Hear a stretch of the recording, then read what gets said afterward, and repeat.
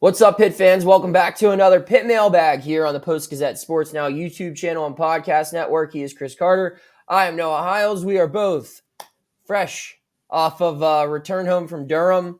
A wild trip down there, Chris, and an even more wild game we had the privilege of covering. Before we hop into questions or even do the ad read, just want to get your thoughts. I know we already talked about it in the post game, but now that the dust has settled on Pitt's big weekend in North Carolina. I think it was a really good moment for Pitt, not just to get the win, but for a lot of the young guys on the team to see what it takes to get a win. Sometimes it's about, they say it helps seeing the ball go through the hoop. Sometimes it's also it helps seeing the triple zeros hit and you just came out on top of what seemed like an insurmountable opponent. Blake Hinson comparing it to climbing Mount Everest after the game. That kind of stuff can help a young team grow up. And this is a team that needs Jaland Lowe, Bub Carrington, and even older players like Ishmael, Leggett understand what it takes at this level, because Ishmael Leggett's coming from Rhode Island. I think that wins like that can propel you, but they have to follow it up. We'll talk about some of the things that they have to do that on the show. I completely agree. I think there was a lot of individual wins that occurred over the weekend. I mean, moments like that, like Jaland Lowe is going to have confidence in every big shot he takes for the rest of his collegiate career because of the big shots he made at Cameron Indoor Stadium. Fede Federico is going to have confidence on the defensive end because of what he did against Filipowski. I mean, like a lot of guys got their swagger back, I think, on Saturday. So we're going to talk about that and more. But first, before we go any further, we got to talk about the show's presenting sponsor, which is Mike's Beer Bar. Whether if you're in town for a Steelers, Pirates, or Pitt game, Mike's Beer Bar is right across the street from PNC Park and has the best selection of beer in town, as well as amazing food options. They have over 20 TVs, and you can catch all of your NFL, college football, Pirates, Penguins, Riverhounds, and Premier League action right at Mike's. Come on in and try one of their 500 different available beers, 300 of them being local beers, as well as 80 different local craft beers available on tap. You can also get a flight and try out every option you can dream of, and trust me, you won't run out of favorites, because I never do, and I'm always there. Try their steak on a stone for an awesome meal where you can choose how hot you'd like your steak cooked with a heated stone right in front of you as you enjoy a night out in Pittsburgh. Come on into Mike's Beer Bar and get your sports fix and experience the best bar in Pittsburgh. All right, so Carter, we got a lot of questions. Let's get right into it. This is probably something that popped on the minds of every Pitt fan after the win Saturday night. Hank wants to know, what does Pitt have to do the rest of the way to make the tournament? 24 wins, 25 wins, or does it matter more with how many quad 1 and quad 2 wins? I'll start off by saying this. If it wants to make the tournament, Pitt is going to have to be nearly perfect from here on out. Now, with that being said, the hardest games on their schedule are in the rearview mirror. They played Duke twice. They played North Carolina once. They played Clemson. They still got to go to Clemson. Wake Forest should be a little bit of a challenge, but there are two juggernauts in this league, and both of them are past. So, and Pitt got a win against one of them. So, I still think, I mean, if Pitt finishes this month winning its next 3 games, if it beats Georgia Tech, Miami on the road, and then wins at home against Wake Forest, I haven't checked the net rankings this morning, but I believe that would be 3 quad 1 wins. Those would be huge. And if not, it's quad 1 and quad 2. And that's, to answer your question, Hank, yes, Pitt needs to stack those up. I will say, this league is better when, it's viewed in a better light when Duke and North Carolina are firing on all cylinders, which they are. But this is still going to probably be a year where the ACC sends 5 teams to the league, to the tournament. Just because after Duke and North Carolina, you're not seeing a lot of consistency. Clemson was hot at the beginning of the year. Miami and Virginia had some hype coming into this season, but all of them have some ugly losses. None of them have amazing wins. So it's just the ACC is a league with probably 10 teams really trying to still prove itself. And Pitt's on the lower end of that group of 10. So it's going to need to be nearly perfect in ACC play to put itself in a position like it was in last year heading into the ACC tournament. So I think at best, Pitt's going to be on the bubble of the bubble moving forward. And And I still don't think it's necessarily a reasonable expectation for this to be a tournament team just because it won one big game in Durham. We've got to see it win a lot moving forward before we really even take that as a serious possibility. Carter, what say you? So they have 13 games left in the regular season. Mm-hmm. They are 2-5 in the conference, 11-7 in the overall. I think it's tough to ask them to be perfect the rest of the way, but I think if they can win 9 of those games, so you're talking about 9 wins, 4 losses, that would get them to 11. That's not going to do it. 11 and 9 will not get them anywhere close to the tournament in the ACC this year. 11-9 in the conference, and then 9 wins that give them the 20 wins. They would then have to do some damage in the tournament, which is where I was going there. I think though that if they can get 10 or 11 wins down the stretch, that's what they're going to have to do. But like you said, that's tough. That means they're going to have to be consistent, and it's tough for a young team to be consistent. It is a very uphill battle that they've set themselves up with. They needed to win at least one of the Syracuse games. I think that would have really helped them out, here. But at the same time, I do think that there's a chance. Right now, like in the Ken Palm, they are 70, and in the net they are 69. And I think one thing that they're benefiting from is they don't have any quad 4 losses where they had a couple last year. And like you said, they need to stack quad 1 wins. If they can stack quad 1 wins and they can get to 22, 23 wins this year with a better ACC, I think that can be what puts you in. I simply point to last year, the NCAA tournament was taking crappy teams from the Big 12. And I mean, teams that were getting smoked out of the tournament, teams that Pitt smoked out of the tournament.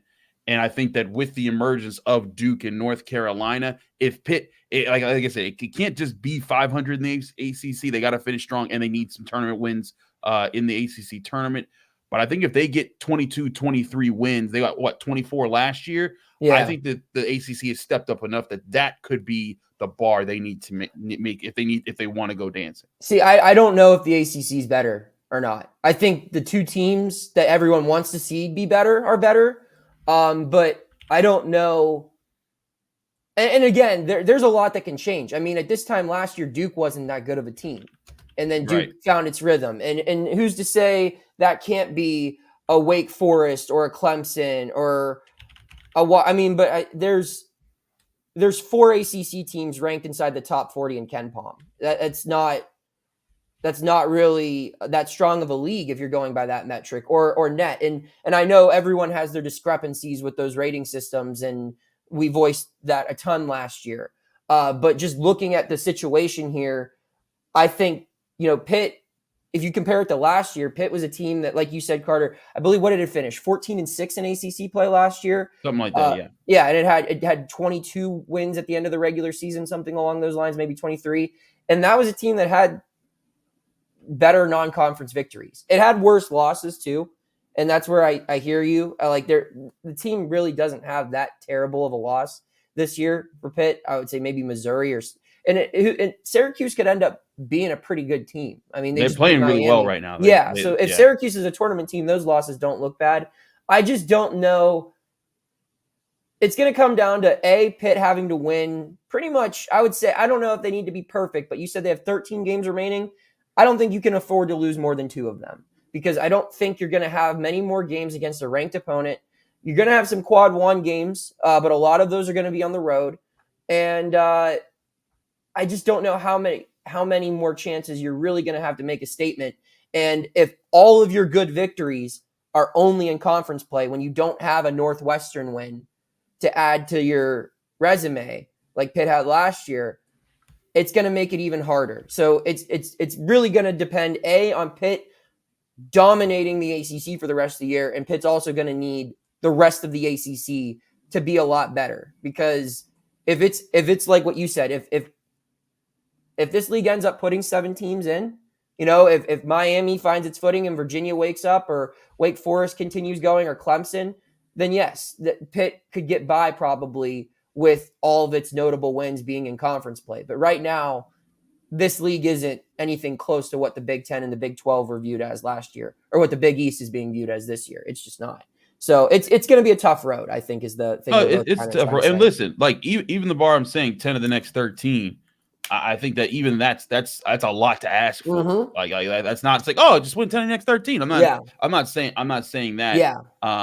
But I do think if you do that and then you go into the tournament and you get yourself one or two more wins, that can make you a much, because then again, you're at 23 wins, you had 24 last year, and there wasn't a win on their slate last year that was like that Duke win, like a Duke, a number on the 7 road, team in the country, like that's I think that could be a resume builder, and they have other opportunities to build the resume down the stretch. But like I said, it's just a long haul to ask all of that of a team that's got 2 freshman guards, and everyone's really excited about Jaland Lowe. But you know what? People were excited about Bub Carrington about a month ago. I think that both of those guys are going to fluctuate with when they play well and when they don't. And it's not easy for a team to just balance that out every single week. We'll move on now because he mentioned Jaland Lowe. With the emergence of Jaland Lowe and Leggett seemingly healthier, has there been any indication that we might see lineups with all 3 of the guards out there together? The third being Bub Carrington. Carter, I'll let you start with this one.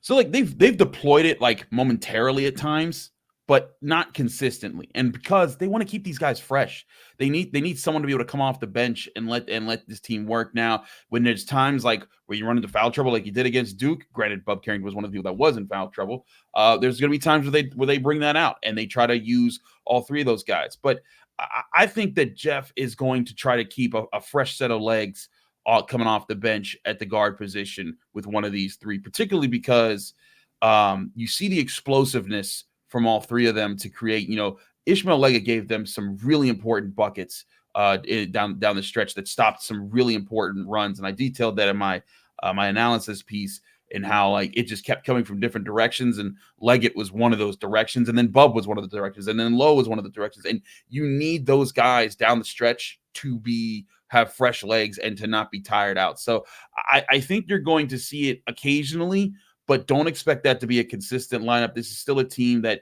you want Blake Hinson on the floor. I think if Federico continues to play better, you want him on the floor. You want to use Zach Austin's athleticism because he provides a boost whenever he's playing well like that. I think that it's something that you see occasionally, but not consistently. Yeah, I'm actually a fan of what they have going right now. I think that you keep Leggett off the bench, and because he provides such a big jolt. And I think it's better long-term to keep Lowe and what's his name, Carrington playing together, because I mean, those are going to be your cornerstones of your foundation of your program. And like I said, with the tournament being such a tall task to attain this year, you don't want to necessarily punt on this year, but you do need to think about what's the best value you can get out of the season. And if that's playing your 2 top freshman guards together, then you should be doing that. So I'm a fan of keeping those 2 in the starting lineup. And then whichever one looks worse early on, you bring Leggett in during the first media break. He's the first sub off the bench. And like Carter talked about, like you can use a 3-man rotation there. I think their best 5 in all scenarios is Fetty at the 5, Blake at the 4, and those 3 guards out there, because you can do a lot more. And it's probably the most similar 5 to what they had to work with last year in a starting lineup.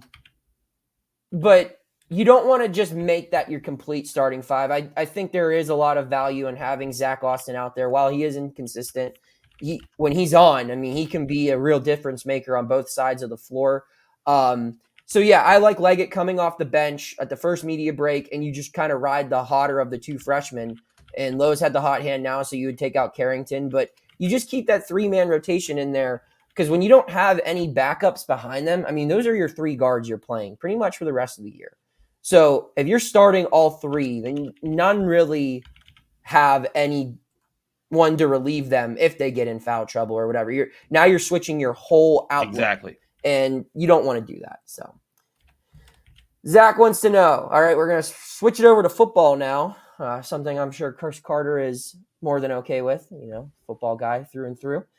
Zach wants to know, how much knowledge does a coaching staff have about a player coming from the transfer portal that hasn't seen a ton of playing time at their old school? Example, Derek Davis didn't get a lot of playing time at LSU. Did Narduzzi call Brian Kelly and ask why he was transferring and ask about character and skill? You want to start with this, Chris?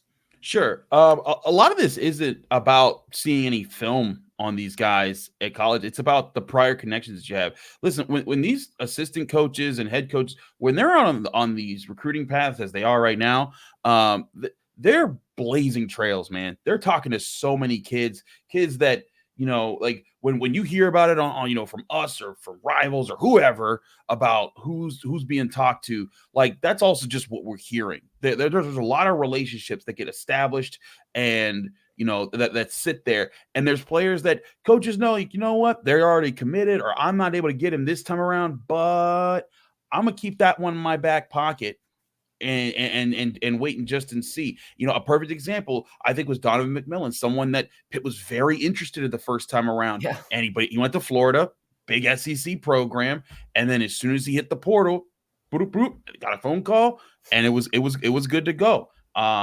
And I think that's what you have to do, is you have to be ready to pounce when the opportunity strikes there. And so it's less about, like Derek Davis, another guy that I'm pretty sure they had on their radar when he first went out. So it's less about any tape or anything like that. I'm sure head coaches have conversations with each other. There's coaching conventions. There's ways to get that kind of information about how a player was in a different location. But the primary thing is, what's your relationship with that player? What did you establish them when they were coming out of high school, and then keeping up with them, and once you reestablish that contact, where does that conversation go from there? That's what that I think that's the key in those situations. Right. And like relationships, like you said, Chris, I mean, that's a huge part of it. You talk about relationships with the individual and maybe they recruited them, but like a lot of these coaches have been recruiting at the same high schools for a long time. Yes. They know their high school coaches. They know the guys who host the regional camps that everyone's going to, whose opinion they trust, and even writers to a certain extent. Yep. There are plenty of people in our industry who a coach will reach out to and just say, what's your opinion on this guy? You covered him in high school. But I mean, just even in this transfer class, like David Ojigbe was a guy that Pitt was interested in. Charlie Partridge had a good relationship with. He went to Clemson, didn't work out. He remembered Charlie Partridge, and boy, did Charlie Partridge remember him. So relationships are part of it. And another part of it is, I mean, they're not going in blind on the skill aspect of it either. These kids, they have their high school film that is still there, that you can at least get a decent idea of what they're capable of, especially guys like Holstein and other kids who are just a year or two out of high school. I mean, you could still get a good idea of what skills they possess, and you'd have to assume that they're better players having been at the collegiate level for a year or two. And also there's practice film. A lot of these guys that go into the portal, some of their highlights, I mean, most of the people in the transfer portal aren't starters. They're not, big time players. I mean, we recognize those names when they go into the portal because we're like, wow, that's going to be weird seeing him go somewhere else. But right.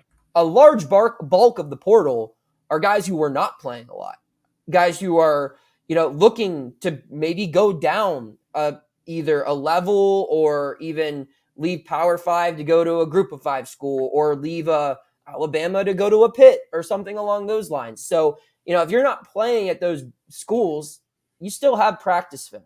You still have a lot of things that can show your worth. And, I think maybe in 1970 when a guy's, trying to transfer, it was a lot more difficult. But in today's age, everything you do is filmed, it's documented. We know how fast these dudes run at practice. We know how much weight they've gained on a week-to-week basis. Yeah. All the information you need on any player is out there. So it's still a gamble, no doubt, but I think technology has made this whole transfer process a lot easier to evaluate. It's still not very easy at all, but it's far from a shot in the dark like it was pre-internet, I guess.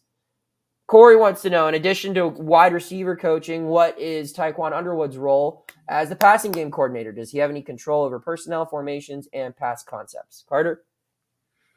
Tiquan has a lot of say as far as what what things Pitt's receivers like to do, what ways they should attack through the air.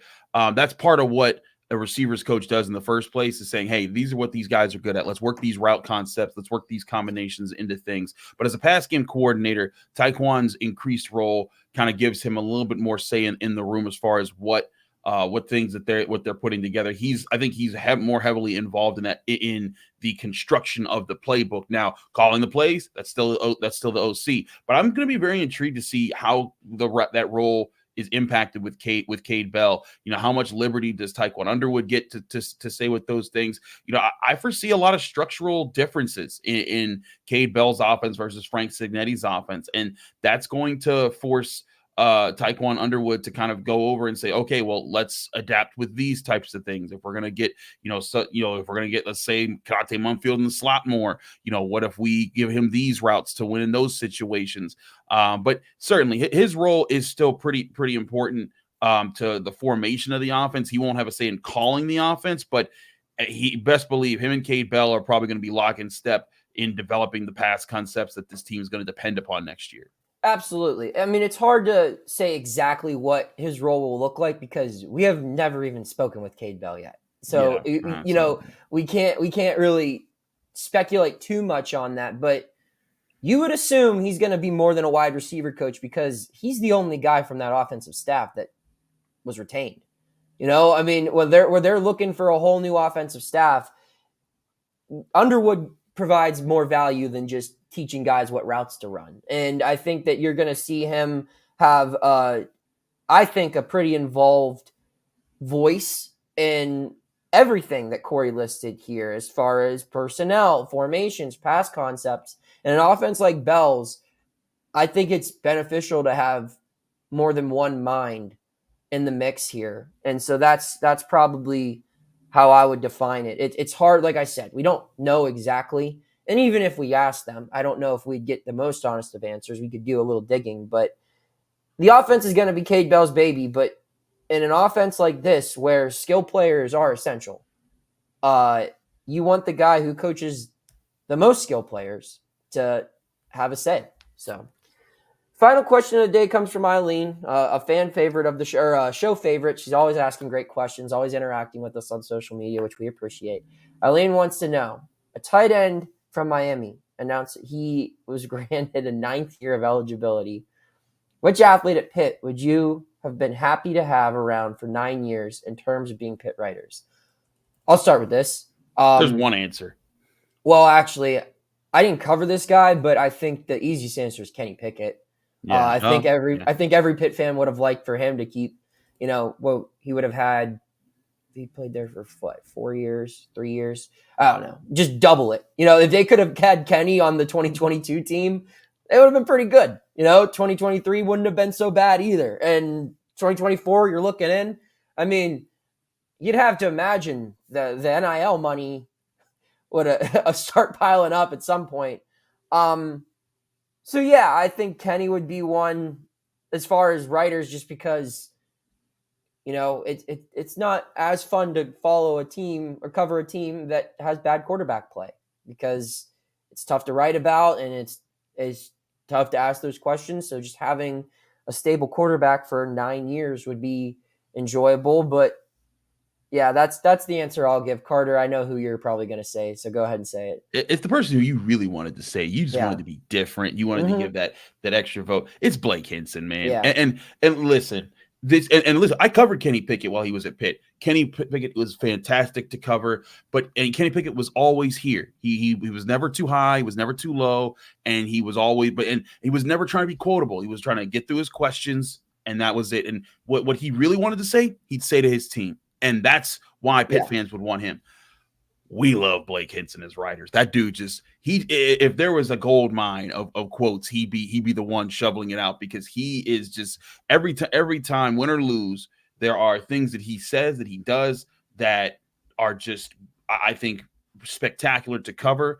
They provide so much great color commentary for us to work with. I mean, the Mount Everest quote that he gave, after the Duke game, that's front pages of sports Monday morning, so it's like it's that kind of stuff. And also, like, even not even those moments, in small moments and practices, the things that he says, the things that he does, like you don't get that kind of energy from everybody, and he finds a way to open up about things, but not open up about everything. And I think he's a fascinating character who's also a fascinating player. That's part of Pitt basketball. And I'm not sure if there's been anybody like that on either Pitt football or basketball who has been this bombastic with statements and with play. But then also this reserve, like, he doesn't go in about certain things. You can't get him to open up about too much about scheme or anything else. Or when you ask about his shooting, he'll just be like, I'm always hot, but when he talks about his teammates, when it's time to talk about his belief in his guys, that dude is a gold to talk to. And Noah, you've had several amazing moments with Blake Hinson over the past. Yeah, I mean, I have a pretty good connection with Blake. He's a lot of fun to cover, and there are athletes where you have to work hard to build that relationship with, and I had to work with Blake because he wasn't fun to talk to at all in his first couple of months here at Pitt. I mean, he was pretty standoffish really early on. And he kind of opened up as the year went on, and he kind of realized that, because I think he had some harsh criticism written about him at his previous stops in his collegiate career.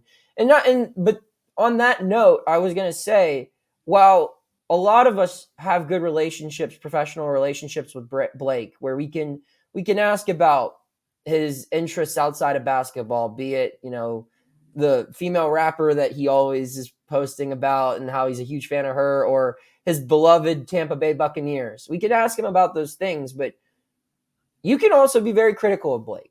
And he's a guy who handles criticism, I think, pretty well. If a question's too far, I think he will push back, and I'm more than okay with an athlete doing that. But there are some guys where it's like, and I've never allowed it to prevent me from being critical. Like, there's just been times where it's like, all right, well, I had a good relationship with this guy, but I'm going to have to write that he's been playing poorly, and that's probably going to result in me not getting any good quotes from him in the near future. But that's just the way it goes in this industry. But with Blake, I really think, I point out when he's not shooting well. And he's been bad for most of the games this year. And when I say this year, I mean 2024. But he owns it. I mean, I don't know how much of what we write or say he consumes, but he knows that stuff's out there, and he knows if he goes looking for it, he'll see it. But I think the key for a lot of good relationships with college athletes comes with just media experience.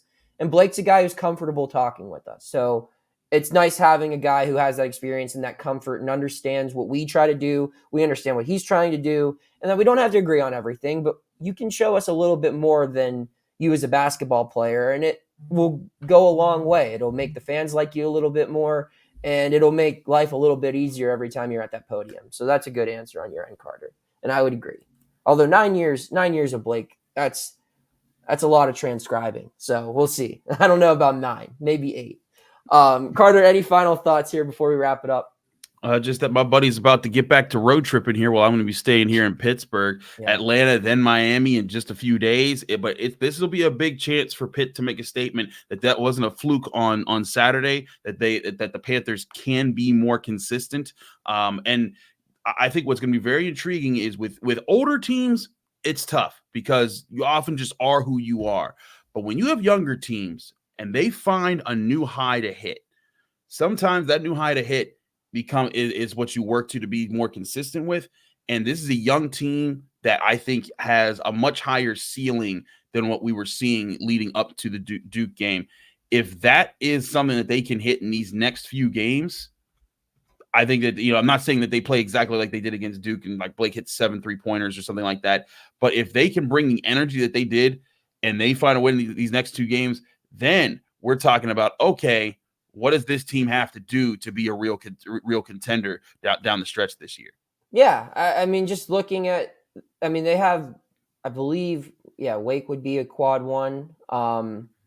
Miami, I think they have 3 quad 1 opportunities in the next 10 days or so. So a lot can change, and a lot needs to happen for that to change. But it's going to be a very interesting final stretch. And as we've said all year, January was the mountain.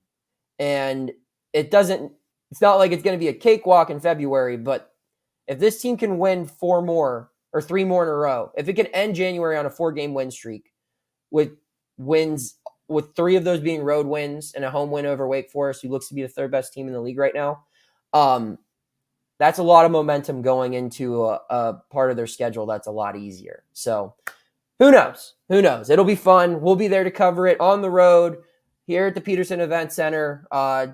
We'll be there. So keep tuning into our coverage and keep tuning in to the Post-Gazette Sports Now YouTube channel and podcast network. He's Chris Carter. I'm Noah Hiles. We'll see you next week.